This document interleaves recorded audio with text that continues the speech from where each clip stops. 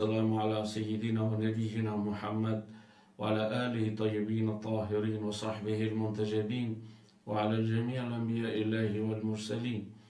Me emrin e Allahut, të gjithë mëshirshit, mëshirëplotit, falënderimet më të sinqerta janë për Allahun e madhruar, paqja e bekimet e Allahut qofshin mbi profetin Muhammed, mbi familjen e tij të pastër, mbi shokët e tij të zgjedhur dhe mbi të gjithë të dërguarit dhe profetët e Allahut të madhruar.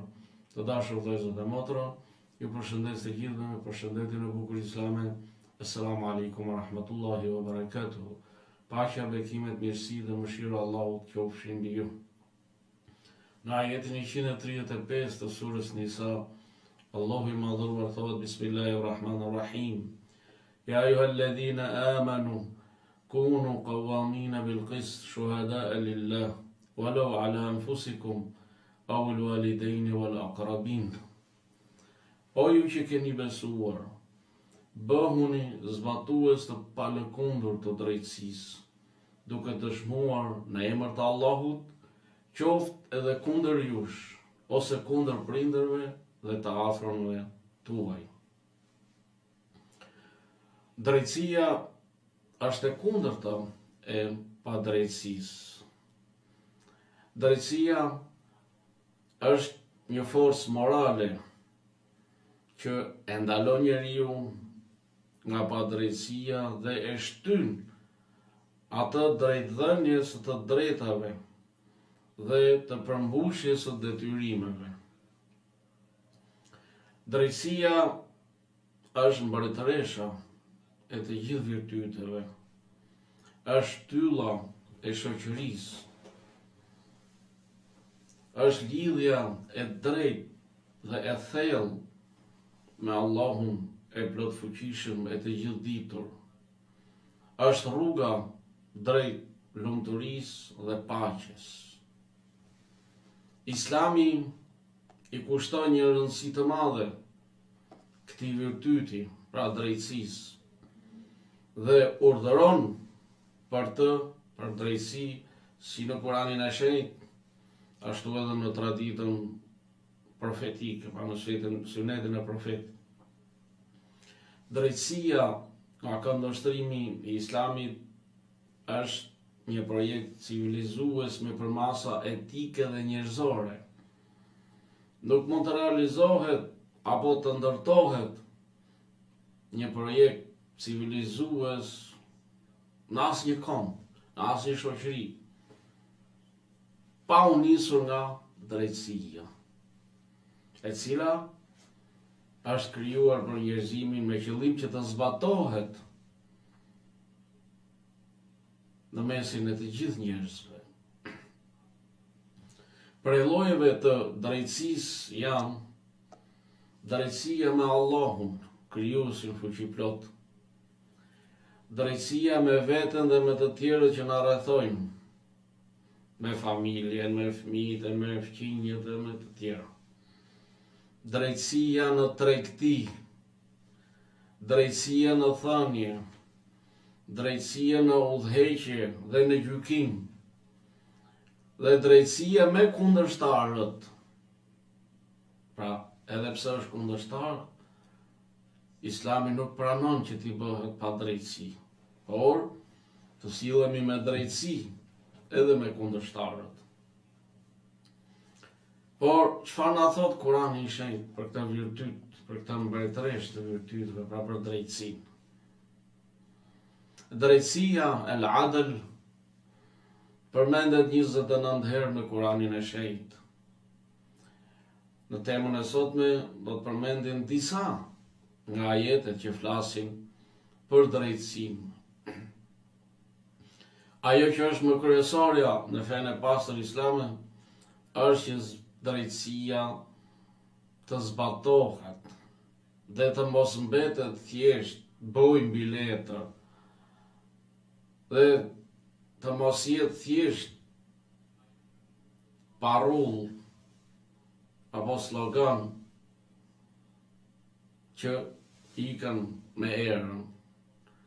Islami dëshiron që drejtësia të zbatohet, të praktikohet dhe ajo të jetë sunduese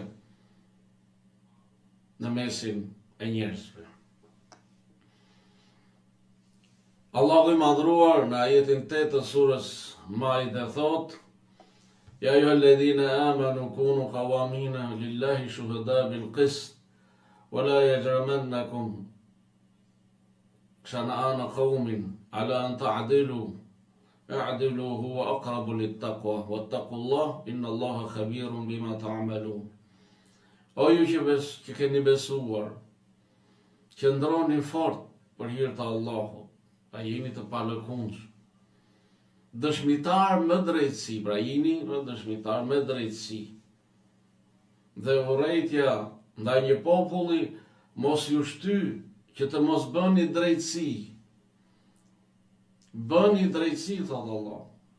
Kjo është më afër për kushtimit për devotshmërisë. Sa i mrekullueshëm pra ky ajet na urdhëron që ne ta zbatojmë drejtësinë dhe jo vetëm të flasim.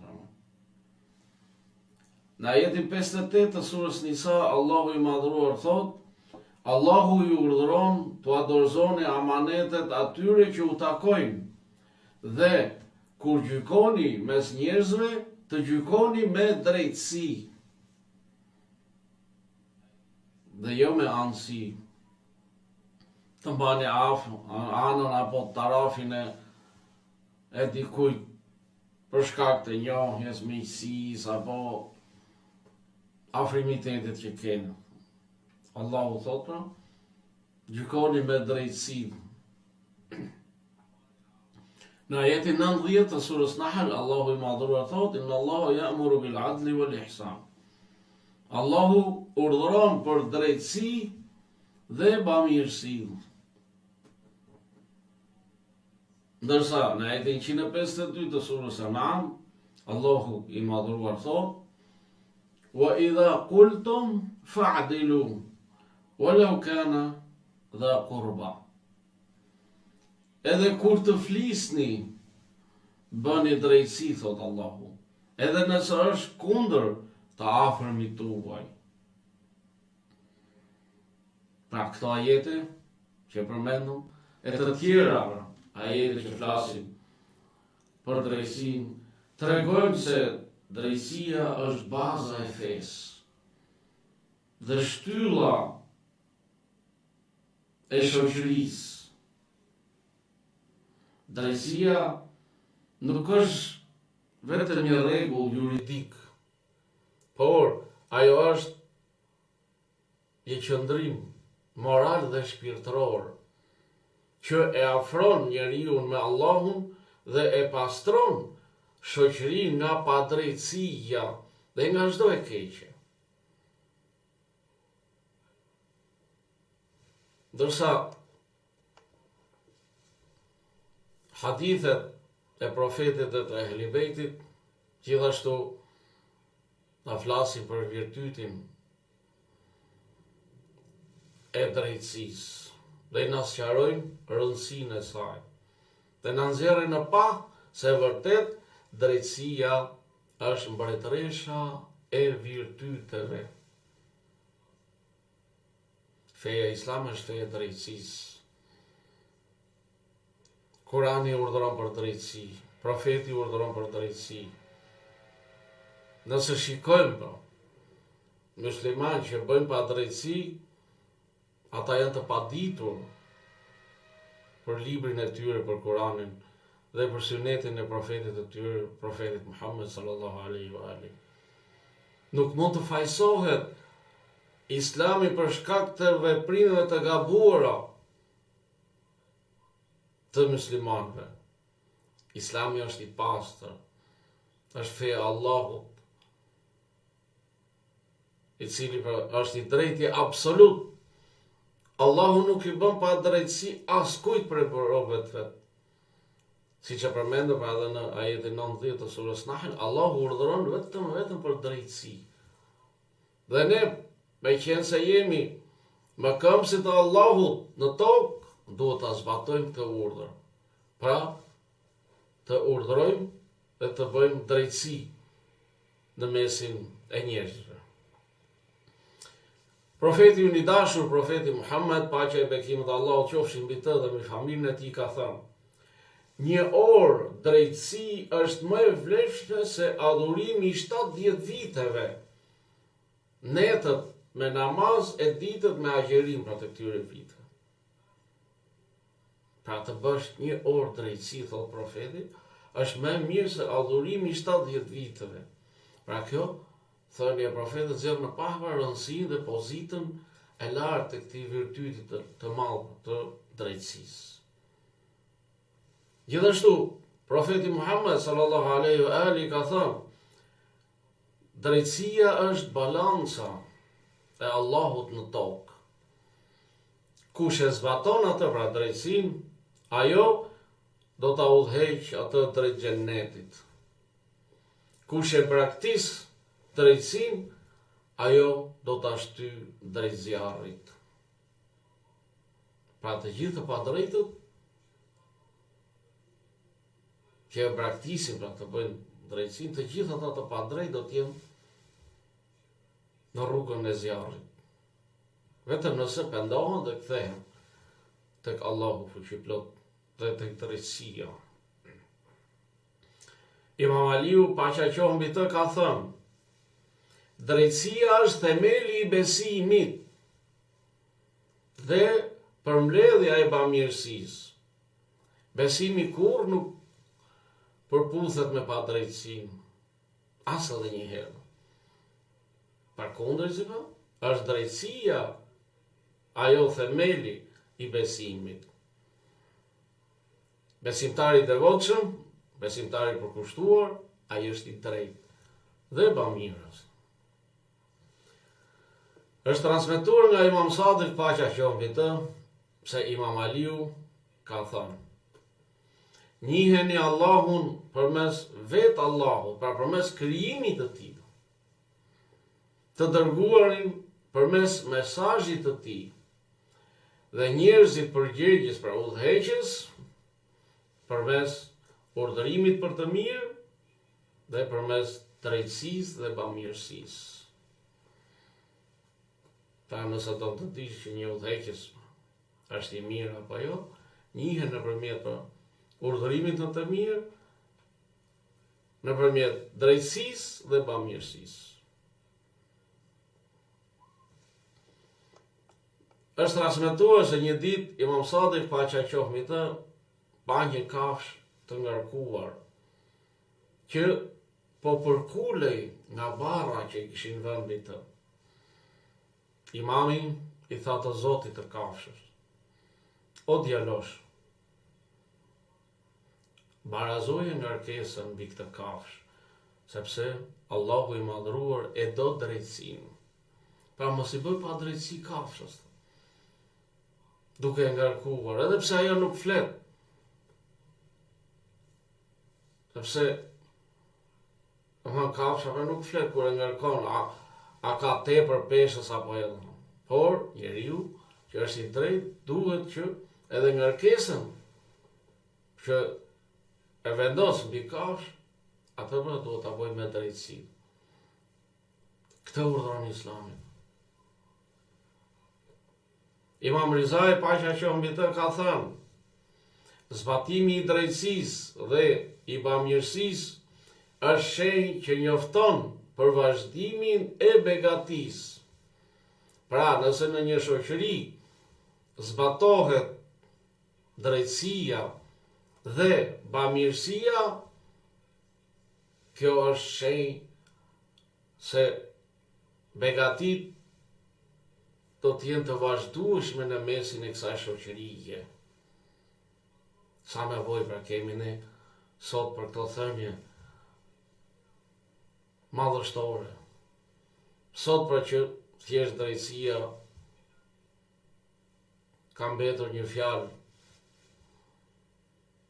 e shkruar, por jo e zbatuar. Imam Sadiq, paqja qoftë mbi të, kur u pyet për cilësinë e drejtësisë tek njeriu, u përgjigj: drejtësi është kur ul shikimin nga të ndaluarat, ruan gjuhën nga mëkatet dhe ndalon dorën nga padrejtësia.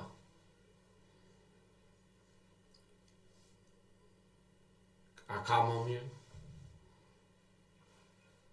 A ka më fjalë të përkryera se këto fjalë të imamëve të Ehli Bejtit, të cilët pra janë barësit e flamurit të profetit Muhammed sallallahu alaihi wa alihi dhe pasardhësit e tij të pastër e të nderuar.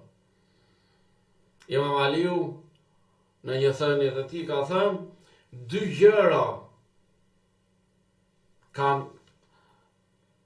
gjëra nuk kanë peshë që mund të matet shpërblimi i tyre. E para, falja e tjetrit, dhe e dyta, drejtësia. Pra të dy e këto dy gjëra, këto dy vepra, nuk mund të peshohen shpërblimi i tyre. Nëse pra, një njeri pra, e zbaton faljen e tjetrit dhe drejtësinë, shpërblimi i tij do të jetë i pamas. Do të jetë aq i madh sa nuk mund të matet, nuk mund të peshohet. Të dashur vëllezër dhe motra, këto thënie të profetit Muhammed sallallahu alaihi wa alihi dhe të Ehli Bejtit të tij të pastër, paqja qoftë mbi të, tregojnë për rëndësinë e jashtëzakonshme të drejtësisë në jetën e njeriu dhe në rendin shoqëror. Drejtësia është piknisja e begatisë, stabilitetit, dashurisë së Allahut dhe i shpëtimit në botën tjetër. E në fund, i mbyll këto rreshta, këto fjalë, me ajetin 15 të surës Shura, i cili thot, prandaj ti, o i dashurim, o Muhammed, ti thirr dhe bëhu këngulës, ashtu si që urdhëruar, mos i ndiq epshet e tyre dhe thuaj, unë besoj çdo libër që e ka shpallur Allahu dhe jam urdhëruar që të gjykoj drejt midis jush. Allahu është Zoti ynë dhe Zoti juaj, veprat tona janë për ne e veprat tuaja janë për ju. Midis nesh dhe jush nuk ka kurfar mosmarrveshje. Allahu do të na tuboj të gjithëve dhe tek ai do të kthehemi të gjithë. Ky ajet i begat, edhe pse i drejtohet profetit Muhammed sallallahu alaihi wa alihi, është një mësim, është një këshill, porosi edhe për ne në këtë ditë. Të thirrim njerëzit në rrugën e Allahut, të jemi këmbgulës në të, të mos ndjekim epshet dhe pasojat, atë dëshirat e këqija. Të besojmë në Allahun, në librat e Allahut, në të dërguarit e Allahut, dhe të gjykojmë me drejtësi. Sepse Allahu është krijuesi i të gjithë njerëzimit. Çdo njeri do të jap llogari për veprat që ka bërë. Askush nuk jep llogari për veprat e tjetrit. Dhe të përgatitemi se ne do të kthehemi tek Allahu, do të ringjallemi dhe do të japim llogari për gjithçka që kemi bërë. Qofshim prej të drejtëve dhe prej atyre që e përkrahin drejtësinë. Allahu ju ruajt, ju bekoft, ju familjet tuaja kudo që t'jeni. Assalamu alaikum wa rahmatullahi wa barakatuhu. Paqja, bekimet, mirësi dhe mëshira Allahut qofshin mbi ju.